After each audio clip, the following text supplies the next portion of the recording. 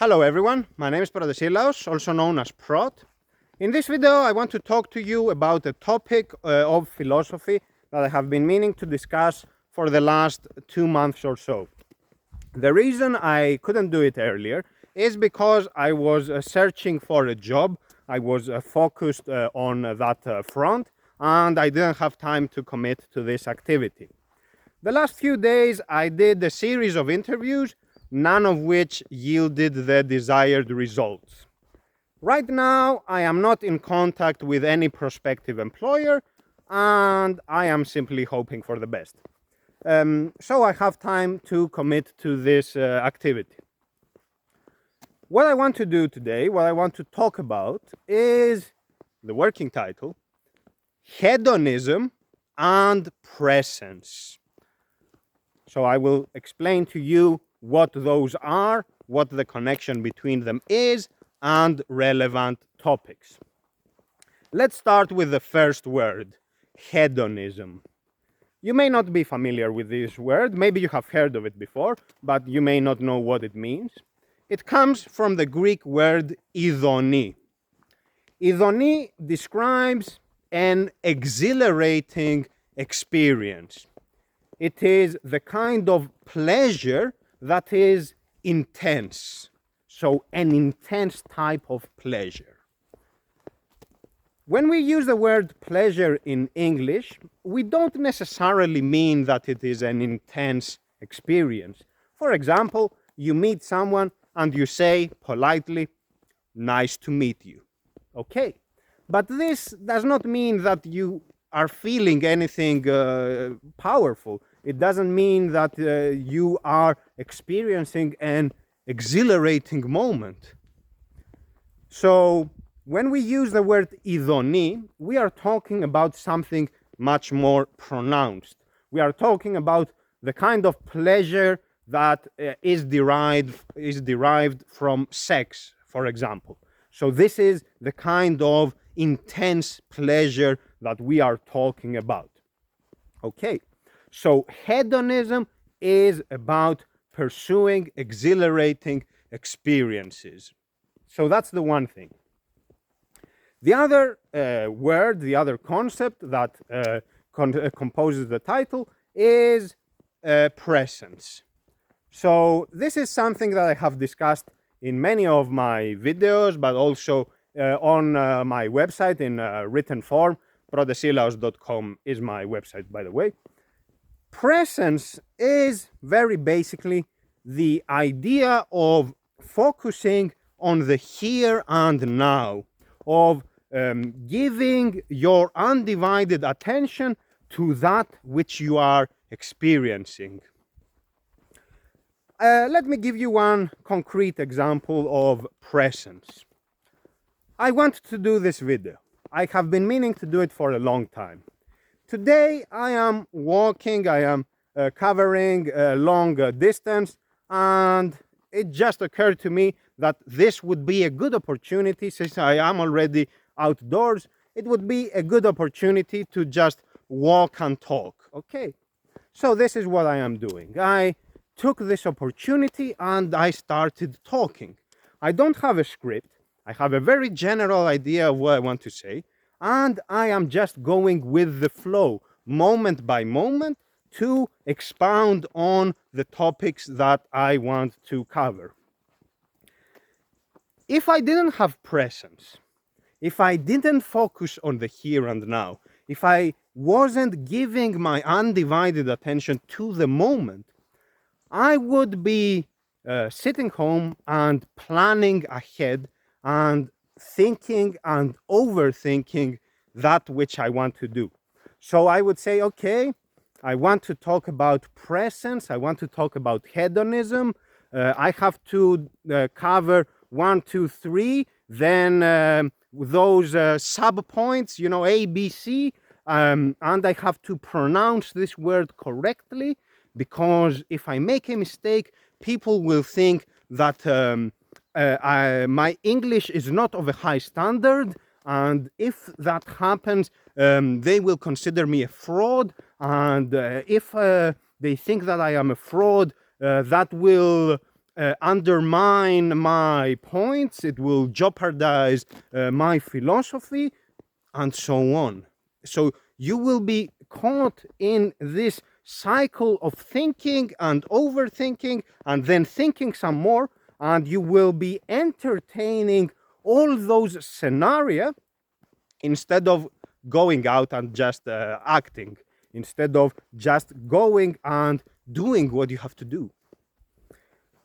Presence then tells us that we cannot break the cycle of thinking by outthinking it. Because when you are entertaining scenario in your head, when you are thinking about possible outcomes, one thought engenders more thoughts, and more thoughts, even more thoughts, and it never ends. The way to break the cycle is to act. And action necessarily is actualized. It necessarily happens in the here and now. You cannot act in the past.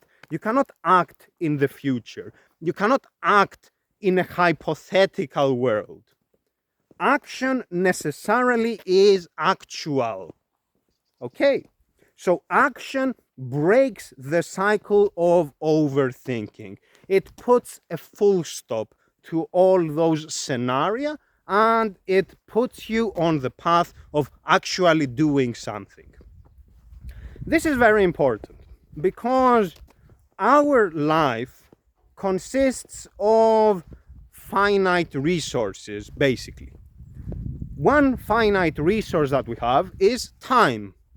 We are mortal and we are always exposed to what the economist calls an opportunity cost, which means that if I am here recording this video, I cannot also be, I don't know, home doing something else. Okay, so there is an opportunity cost.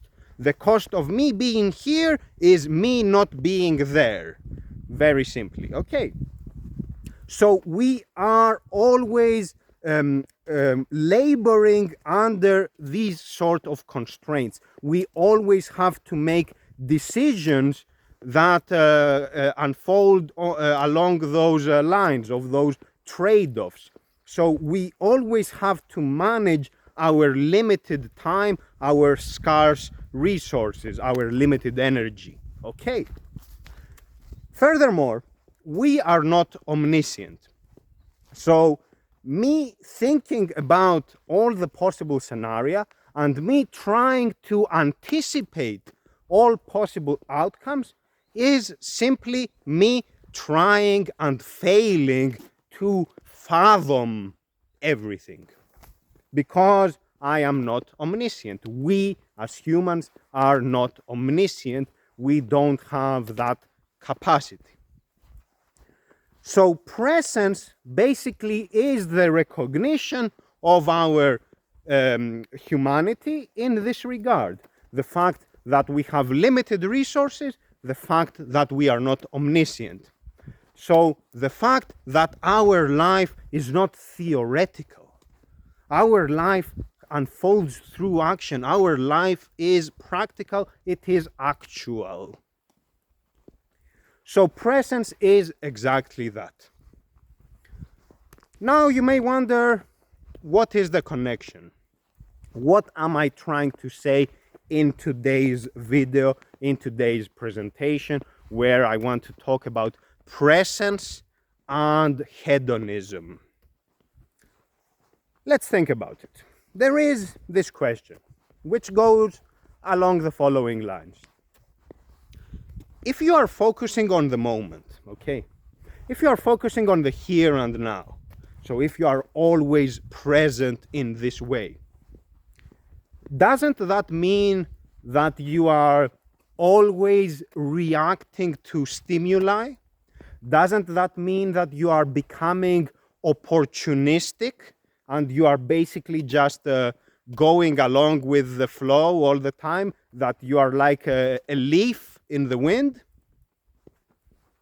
And if you are opportunistic in this way, if you are always being distracted by stimuli, by phenomena that keep unfolding and keep changing, doesn't that mean that you will basically just pursue your pleasures, that you will yield to your temptations and you will just follow your instincts, as it were? So you will be mindlessly engaging in hedonism? I think the answer is no. I think that this is a misconception. First, because it ignores a very important parameter. It ignores the fact that we have knowledge. The fact that I am focusing on the here and now, for example, now this video that I am doing, does not mean that I don't know what I want to do. It does not mean that I don't have a plan for the next, I don't know, half an hour or however long I will be talking for. I have a very clear idea of what I want to do. This is purposeful action, and I understand all too well. I have full knowledge of the fact that action unfolds over many moments. Let's let the car pass. So action unfolds over a continuum, over a series of moments. So the fact that I am focusing on the moment, the fact that I am here doing this, does not mean that I forgot what I am doing. It does not mean that I don't have a sense of the next step and the step afterwards. Of course I have a step. Of course I have a stepwise understanding of what I want to do. So of course I understand those steps, but I am focusing on this step, not the step half an hour later. Okay? So this is the idea of presence, and it is important to understand that by focusing on the moment, we don't forget everything. We don't lose our knowledge. We don't become mindless automata that just react to stimuli. Okay, maybe we are, by the way. We are sophisticated automata that react to stimuli, but that's another discussion. I am trying to say here that we are not being, driven away and we have no sense of direction whatsoever. Okay, so that's the one thing. That's the one problem with this question, that by focusing on the here and now, you will become hedonistic and be guided by your base instincts. The other problem is with the understanding of hedonism, because it is framed as something inherently bad, something of a frailty of character, as it were. You are mentally weak, as it were, and you just let your body dictate yourself, your experiences. You don't control yourself. Basically, you are just a party animal. You are just there, very animalistic, and you don't have any sense of reason or any kind of heightened understanding of your spiritual world. This is a misconception. This is wrong. Why is the pursuit of pleasures equated with mindlessness of this sort? Why is the pursuit of pleasures reduced to some sort of animalism in a negative way? Okay. Why is it that trying to experience that which is pleasurable considered a bad thing? I am here outdoors. I see, the valley. Maybe we can see it. I get a sense of the great outdoors. I have been walking all this time. I breathe fresh air. I observe this valley. It's a clear day. It's a very nice day in January. I don't know what's the day today, 8th of January or whatever, 9th. Okay, it's a very nice day. For me, this is pleasurable. It relaxes me. I don't need to stay home and overthink what will happen with the job search and what the employers will think, I don't know what. That is not pleasurable. This is pleasurable. What I am doing now gives me happiness. It adds meaning to my life. It is nice. Why is that a bad thing? And we can think of all the pleasures. I mentioned the sex earlier. Why is sex bad? Why is it that if you have that experience, you are doing something impure, something evil or sinful, or I don't know how you want to describe it? We have this tendency to use hedonism as a proxy for recklessness, to use hedonism as a way of of generalizing the attitude of frivolousness, where you are basically just doing things mindlessly. And the standard example for this is drug abuse. So we will describe a drug addict as hedonistic because they are yielding to the temptation of their addiction. This is not hedonistic because hedonism is mindful. It is in the very word itself. It is an ism. An ism is a way of thinking. When you are an addict, that is a physiological condition. You cannot undo your addiction just by outthinking it. You have to undergo therapy specifically to the body. It's a very different experience. It's not an ism in the way every other ism is, every other school of thought is, okay? It's very important to be careful with those concepts. We don't want to reduce a way of thinking, a way of acting. We don't want to reduce it to addiction, basically, okay? So we want to be careful in this regard. Hedonism, there is nothing wrong with hedonism in the way that I describe it. You always seek pleasurable experiences. You always seek experiences in your life that enrich your life. I don't want to have all that negativity of social media, for example. I am not on social media. I don't care about the so-called drama that is happening today. I don't know. I don't want to know. It is not pleasurable. I don't care about that tempest in the teapot that you have aggrandized, okay? That minor controversy that you have made a very big issue out of, and now suddenly here in this calm state that I am supposed to be angry about. I don't want to be angry about something that is not relevant to my life, something that does not affect me in the here and now. Why is that bad?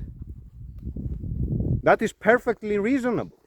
I want to blot out all that noise, all that negativity. And I want to bring in the positivity, the things in my life that I enjoy, the things in my life that I find pleasurable, the exhilarating experiences, the awesome experiences. You may have heard of the terms Apollonian and Dionysian.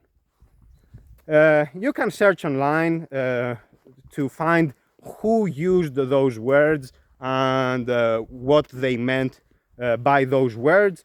Now I will just give you a very simple overview. Apollonian and Dionysian come from the names of two Greek gods. So we have Apollon, and Dionysos. Apollon, very simply, is the god of harmony. And Dionysos is the god of festivities. The way those words are used, Apollonian and Dionysian, are to set up a binary. So we have on the one extreme the Apollonian person, someone who is harmonious, who is disciplined, who is composed. And on the other extreme, on the other end, we have the Dionysian. The Dionysian fellow is the one who is basically an unbridled party animal, who cannot control their senses, who is mindless. I think this is a false binary. I think this is a false binary because these types of people do not exist, first of all. And secondly, because it completely misses the point of what those symbols, what those archetypes, what those names of gods mean. Let's unpack this, let's understand this, and you will also see the point with hedonism. We start from the facts of our life. Our life is multifaceted. The human experience is multifaceted. I have a body, I have a mind, I have an emotional world. I have all those different aspects to my experience. Everybody does. When I am doing something, I am doing it as a fully fledged human being. I cannot sit here and pretend that I am just a spirit, that I am just a mind.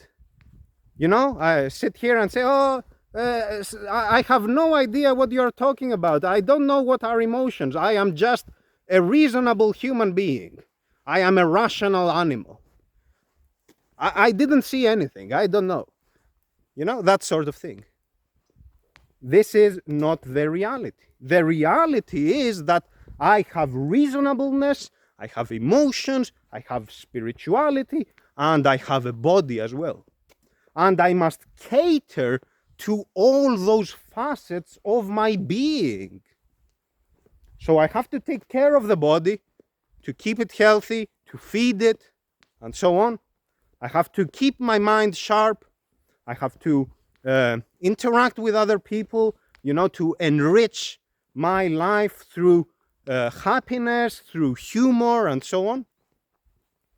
And I also want to be outdoors and meditate in this way that I meditate, which is to contemplate about the greatness of this cosmic continuum.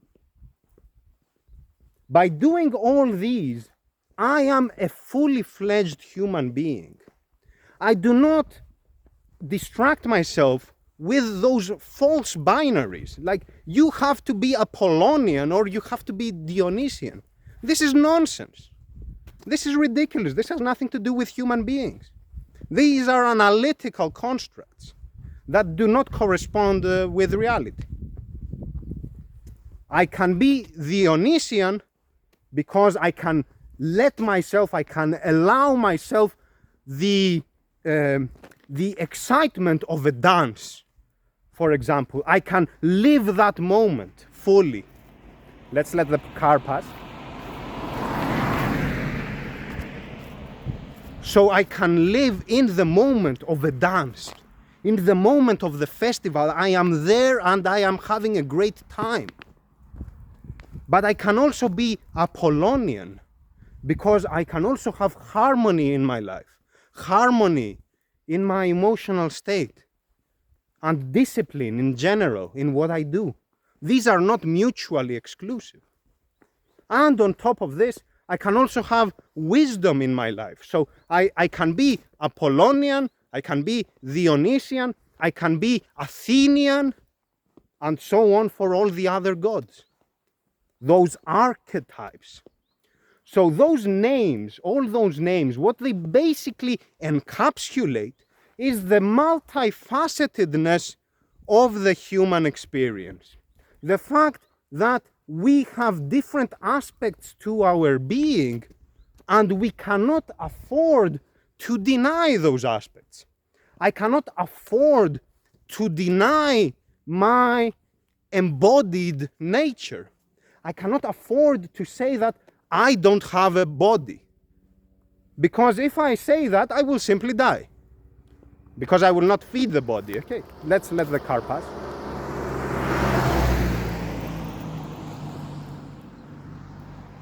We have a bit of everything.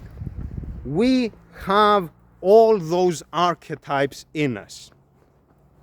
And when we are acknowledging this reality, we are opening ourselves up to cultivate each of those aspects in harmony. Because why we have harmony? Why we have this moderate disposition? Because if I go to the extreme, for example, if I only cultivate my reasonableness, let's say that I stay home all day and I read books, okay? If I do this all day, I am not exercising my body, for example.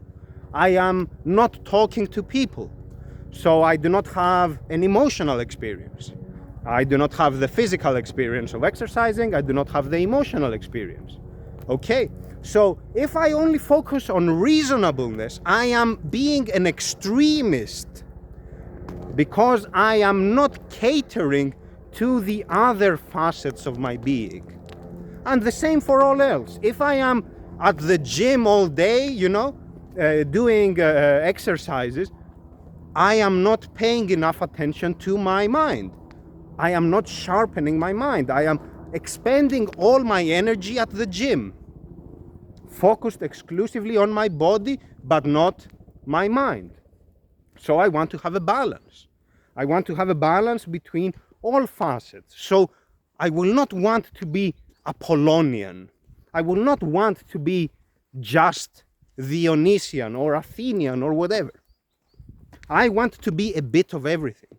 I want to be a fully fledged human being that has body, mind, emotion, spirit.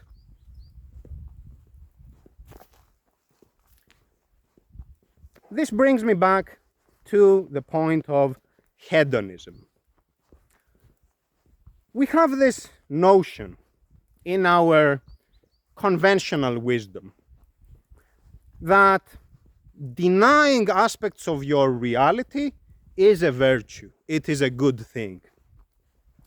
We say that you can keep yourself pure, for example, by denying sex. You will keep yourself pure. You will be enlightened. And I ask why?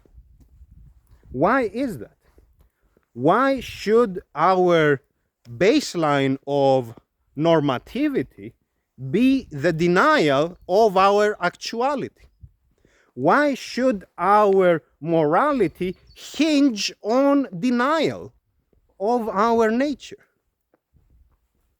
Why should I be more enlightened through this denial and not less fully fledged, less actualized?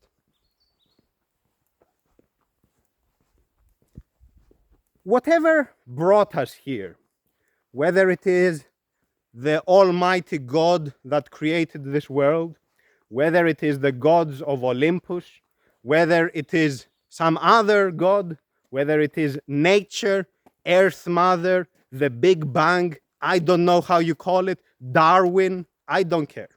I don't care how you call it. But whatever it is that brought us here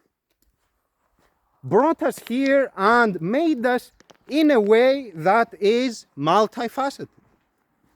We have all those aspects to our being. We have them for a reason that maybe we don't know its ultimate end. But the fact is that we have them. We have all those aspects. And if we want to live the way our nature renders possible, we will have to cater, let's let it pass. We will have to care about all those facets. So if we want to actualize our potential, what our nature renders possible, we have to do everything that our nature renders possible. Of course, as I said, we do not forego knowledge.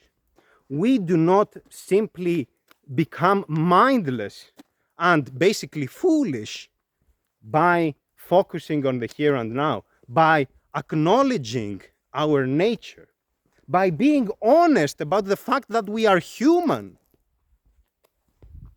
by wanting to be fully fledged in our reality. The connection with hedonism there is exactly what I have already hinted at. I want the awesome in my life. I want that which is pleasurable in my life.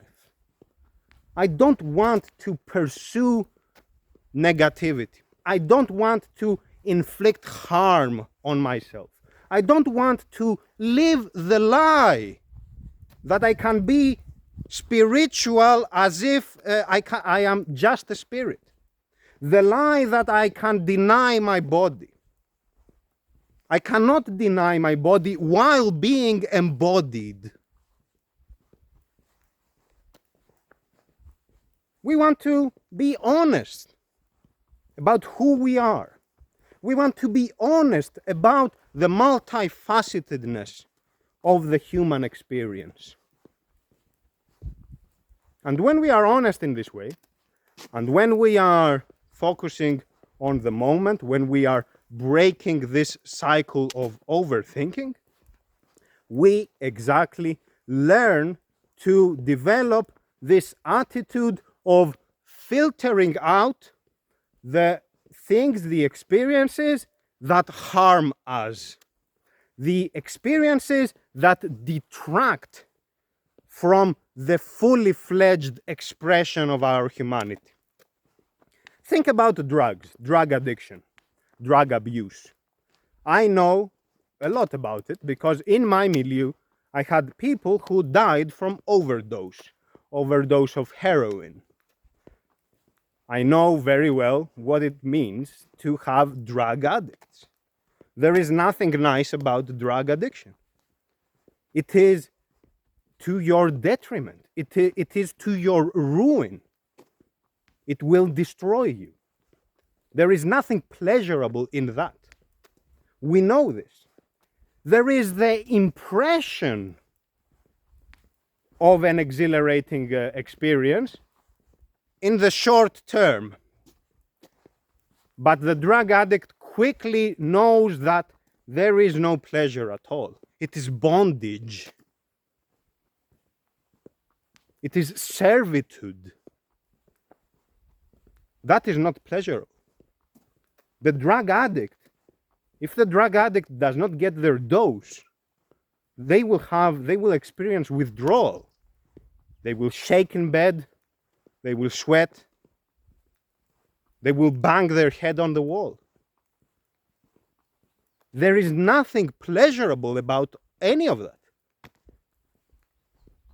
This has nothing to do with ee-thó-nee. This has nothing to do with hedonism. This has nothing to do with living in the here and now. Because when you are an addict, all you care about is to service your addiction, to feed your addiction. You cannot give your attention to the moment.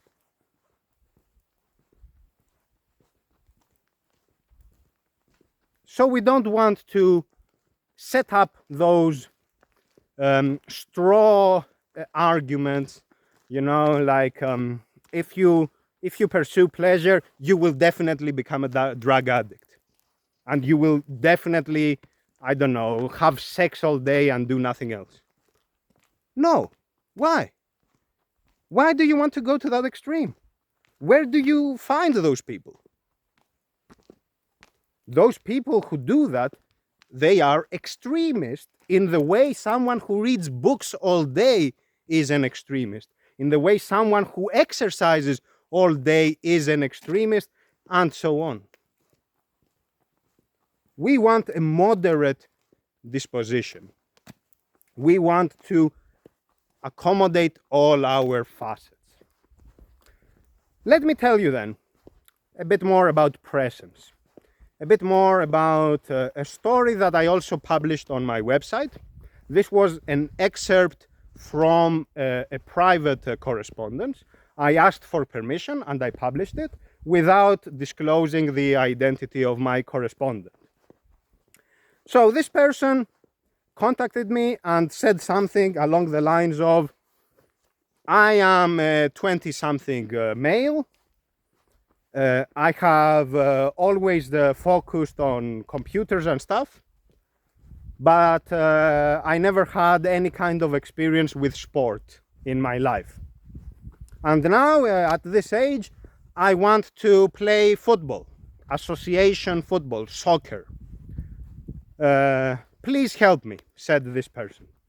Please help me because you know about football, and please help me with this because I am an introvert and I am afraid of this. I want to do it, but I am an introvert and I don't know how to get started. And I am also afraid that if I go and play football, the kids will beat me, and I don't want to be this 20-something guy that gets beaten by kids. So what should I do? Can you give me instructions and tell me about the strategies and so on? I provided a very lengthy response explaining all those concepts that I am also covering here. But the very basic idea was this. My friend, you are overthinking it. You are sitting at home and you are thinking 100 steps ahead what kind of experience you will have, what kind of emotional reaction you will have to something that has not yet happened. And you are saying, I don't want to experience some negative emotion that might happen if some kids may make fun of me if I lose in some game. Stop. What are you doing? What are you doing? That is the opposite of what you should be doing. You are overthinking it. Sport is simple. Sport is action. And I told this person, stop overthinking it. Go find the coach of your local team and be honest about what you want to do. Tell the coach that you are a rookie. You are a beginner. You don't know football. You don't know how to kick a ball. Maybe you need to improve your fitness as well. Tell all that to the coach and explain what you want to do. Explain that you want to be a part of the team, that you will learn slowly and you will see how it goes from there. Okay? Don't overthink it. You don't need to worry what will happen in some possible world where some eventuality might unfold. That is not pertinent to your here and now, to what is happening now. You haven't even started yet. Sport is very helpful in this regard, because when you put your body to work, when you are physically active and you are exercising in this way, you are not allowing your body to go into this overthinking mode, okay? Because if you are, for example, running, if you are chasing the ball, okay, you are playing football, you are chasing the ball, you cannot just let your mind drift away, because you will hit a wall or, trip and fall over. You cannot afford to do that. You are focused on what exactly it is that you are doing. And in focusing, you are channeling your energy where it needs to be. and you are preventing your mind from setting up obstacles along your path. So I told this person not to worry about it, and that by acting, by participating in earnest, they will have a good time. They should not worry about some possible outcome. It is not relevant. Once you get started, you will go with the flow. You will go to the first training session, to the one after, and the one after, and slowly you will develop skills. And those skills will improve your outlook. So you will no longer be the person you are right now. You will be a different person. And you will have a different way of looking at those things. So don't worry about it. This is what I said very basically. So this is the idea, folks. Do something. Don't let yourself get caught in a cycle of thinking and overthinking. Don't let yourself do that, because then you will be basically committing some form of extremism. You will be focusing on something, on some aspect of yourself that you are comfortable with, and you will be deprioritizing other aspects of yourself.